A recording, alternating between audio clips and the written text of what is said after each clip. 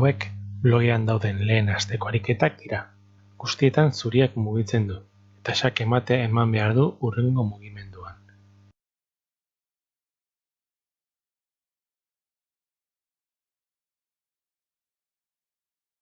Posizio honetan, ikusi behar dugu errege beltzak ez daukala lauki asko mugitzeko. Bakarrik deirura joan daiteke. Gainontzeko laukiak erastuta daude, pieza zuriekin. Beraz, zuriak xake bate ematen badu, deiru laukia ere erasotzen duena mate izango da.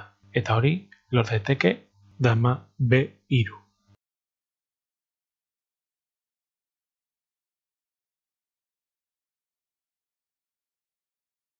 Posizio honetan errege beltzak bakarrik bi lauki ditu mugitzeko. D3 eta F5.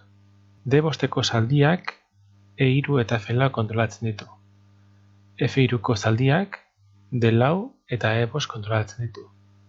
Errege zuriak D5 zaldia babesten du, eta G2ko peoiak F3ko zaldia. Konturatu behar gara errege beltzaren laukia, E4, D3 eta F5 diagonal berdinean daudela. Beraz, xake ematen badugu diagonal horretan, mate izango da. Eta hori lor daiteke. Dama B4. Mate.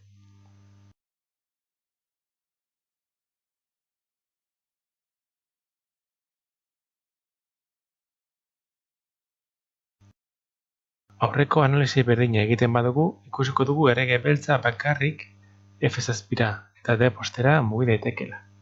Alfilak E5 eta F6 erasotzen ditu, eta gainontzeko laukiak beltzaren piezekin okupatuta daude.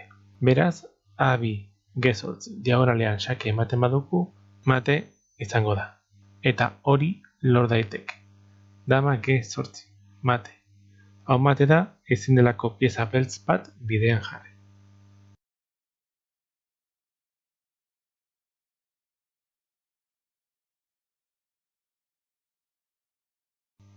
Hemen, lehen bezala, beltzak bakarrik bi lauki ditu mugitzeko. Eta biak diagonal berdinean daude. A4 E8. Diagonal horretan, xake emanez gero, mate izango da. Beraz, alfila 4.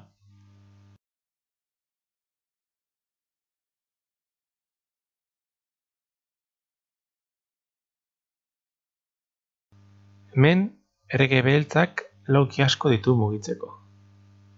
Baina mate lor daiteke damaren mugimendu batekin. Dama E5. Mate.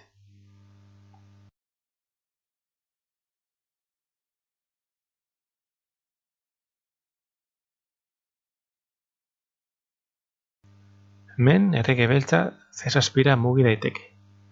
Beraz, xake ematen badugu C7 laukia ere kontrolatzen duena, mate izango da. Pentsa dezakegu zaldia A6 mugimenduak lor dezakela hori, baina alfilek jaten du. Beraz, beste xakea izan behar du. Zaldia D7, mate. Orain, zaldiak ez du kontrolatzen C7, baina gazteluak egiten du.